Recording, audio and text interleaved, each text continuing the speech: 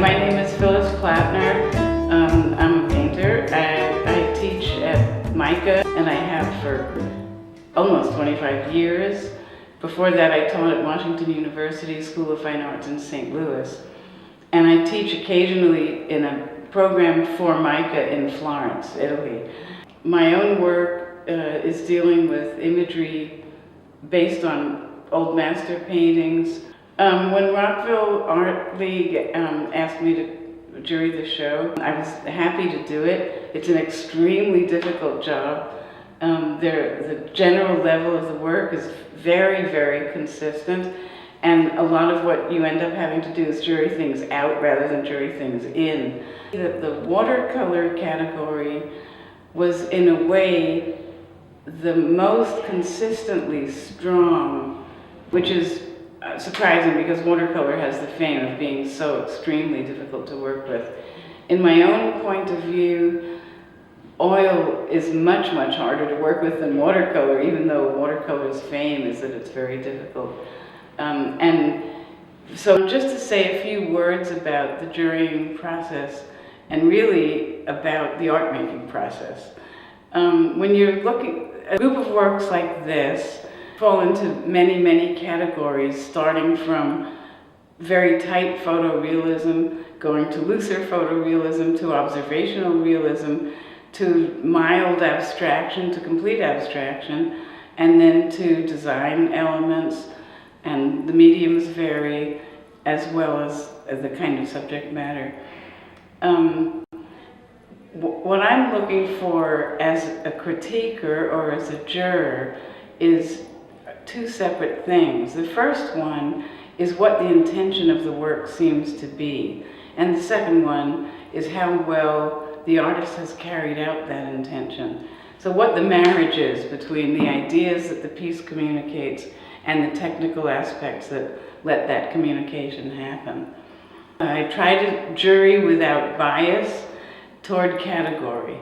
In other words, I've juried in as many abstractions as realist pieces and so forth. My main bias that I cannot ever break away from is toward clarity.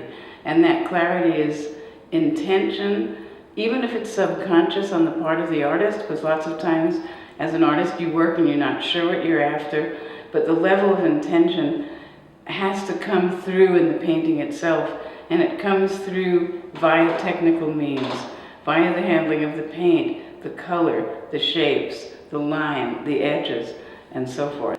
Rockville Art League asks the juror to pick first, second, and third prize within each category, and then from those winners to pick the best in show. And this piece was, for me, a clear winner. Really rose above most of the level of most of the work in the show. The piece is by Liliane Blom, and it's called Dancing in the Light. And you can see that it's about the figure's relationship to both the shadowed area of the painting and to the blasted light area of the painting. And the figure is hovering between those two universes, really, the universe of the dark and the universe of the light. The other thing notable about the painting is its technical approach, which is unique in that it takes a digital photograph and combines that with paint. So there's Photoshop work, there's painting work, there's the digital image, and all the alterations that the artist wants to do. So it's combining very contemporary technologies with very old technologies, all within the same image. It's very strong in terms of its statement about form in light, movement also, and about attitudes about edges, so that you see soft edges where the figure is in slight motion. You see blurring of edges where the light is blasting in from behind the figure, soft edges where a shadowed arm falls into the shadow of the ground. So I think there are a lot of things about the piece that are very striking and make it an outstanding piece.